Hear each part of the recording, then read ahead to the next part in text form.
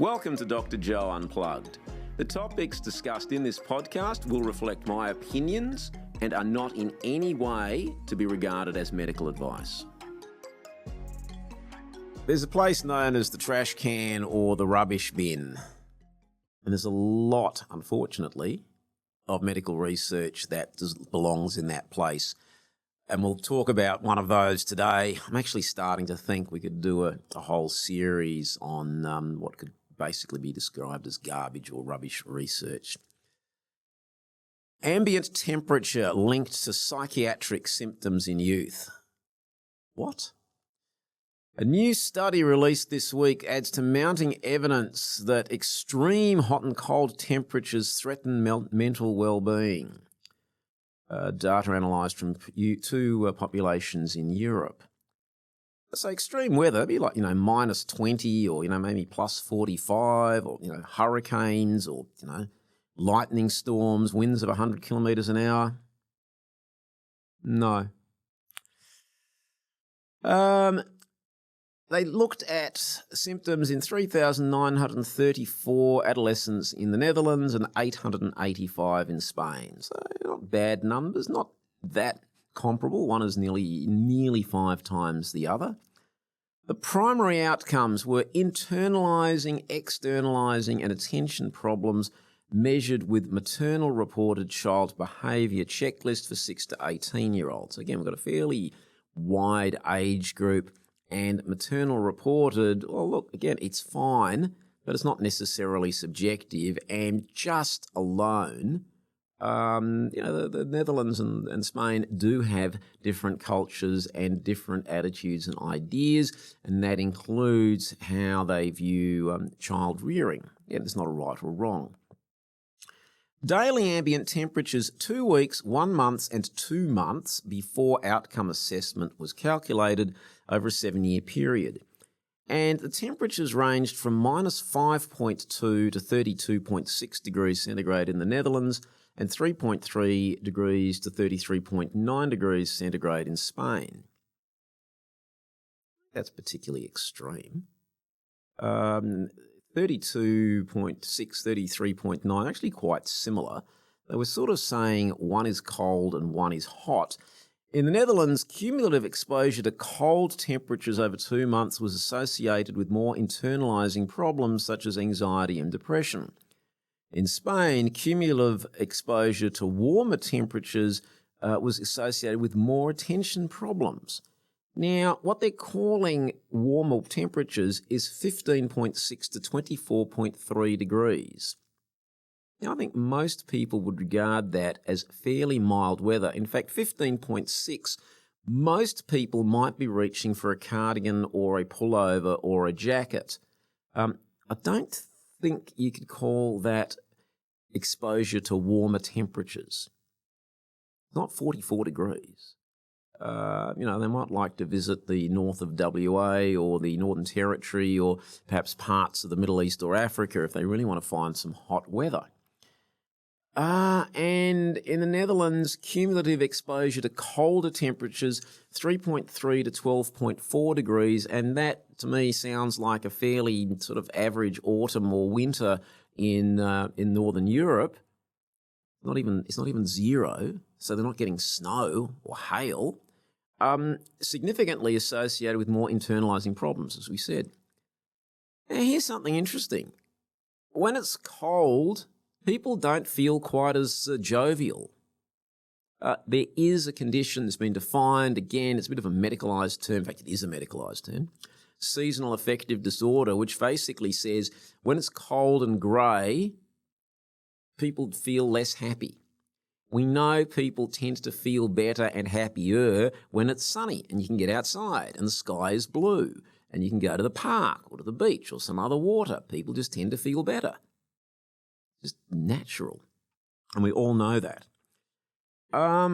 So that, when it's colder, and cold implies, I say, it's probably likely to be quite grey outside. Maybe it's the time of year when it's getting dark at 3:30 or 4 in the afternoon. Surprise, surprise, people don't feel quite so happy.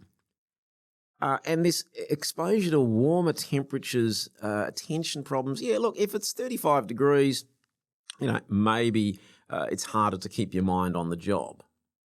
And, previous generations seem to have managed, but, in this day and age, you're probably going to flick on the air conditioner if it gets warmer than the temperature that you like to work in. But sure, if you're sitting outside and it was 35 or 40 degrees, look, your ability to concentrate is probably going to be reduced, and that's nothing new. Not sure that's going to happen at 24 degrees. And certainly not between 15.6 and 24 degrees. And the other interesting, thing in all of this is we've got fairly wide ranges, fairly wide temperatures. None of this is extreme. That's garbage. Absolute garbage. And of course, here's the kicker. The findings highlight the importance of conducting further research across diverse climates to quantify the intricate and multifactorial association of climate change with mental health. So they're just going to tip into the gravy train. It's a bit of a mixed metaphor. They're going to get on board the gravy train because we know that research that has anything to do with climate change will get government money thrown at it. So, they're just getting on board. And let's assume for a moment,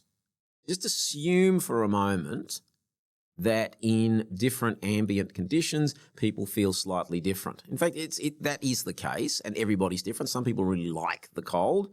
Some people really like the heat. Some people, thrive in different circumstances. People are different. But let's assume for the moment that they were really even onto something, which based on these numbers, they're not. But, again, let's assume for a moment. So what? If you think it's a bit too hot and you're a little bit sensitive and at 24 degrees you want to flick on the air conditioning because you think it's a bit too hot, well, you can do that. Or you can turn on the fan. Or you can just pause for a while. It's just there's ways around it. And if you think at, what was the other one? At 12.4 degrees and certainly at 3 degrees, it's too cold, and I would agree with that. I think it's not new. And there's parts of the world where it's a lot colder than that. Scandinavia and Canada come to mind, and parts of the USA. Then you can put on a jacket, you can put on a pullover. You can rug up, you can get some gloves, and then you just keep getting on with the rest of your life. So this is a good example of pointless research chasing funding dollars. Now, Elon Musk, with his Department of Government Efficiency in the US, has set its sights on the NIH and its funding arrangements. Good. These squeals from big public health can be sort of heard right around the world. They've decided, shock horror, to cap the amount of administrative money at 15%. So if you get a grant to do some research, hopefully doing something useful, more so than this, only 15% can be used on administration. And that is going to save $4 billion. Apparently, in some research done at some of the major institutions in the US, the admin cost was chewing up as much as 60%. This is crazy stuff. Crazy stuff. So the average is around 25, and they're going to bring it down to 15. As I said, that'll save $4 billion. Seems pretty good to me, and they're just getting started. In Australia, I read the other week that the government had allocated $1 million for decolonising lactation care. What does that even mean? How do you decolonise lactation care? Anyway. So there's certainly a lot of waste, but to be fair, people will follow the money, and we've spoken about that at times on the podcast as well.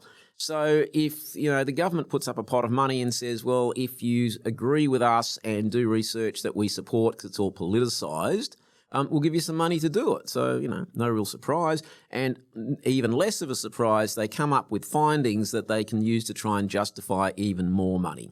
No, it's time for this to stop. And Vinay Prasad, who I've spoken about previously, and I absolutely recommend his Substack, is very, very firm on there needs to be a reassessment of research priorities and doing research that actually might be useful and might advance the cause of human health rather than just advance the pockets and careers of the people doing it. So when we're talking about extreme weather, and we're talking about effectively between 3 degrees and 33 degrees, which will be found variably in a lot of countries right around the world and is not extreme in any way, shape or form in anybody's language, and we're then trying to correlate it with psychiatric illness, this research goes straight into the garbage can.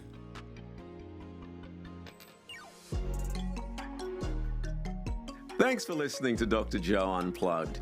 If you enjoyed this podcast, please like, share, and consider subscribing. Tell your friends. If there are topics you'd like to see covered, be in touch through the chat or email info@drjoe.net.au.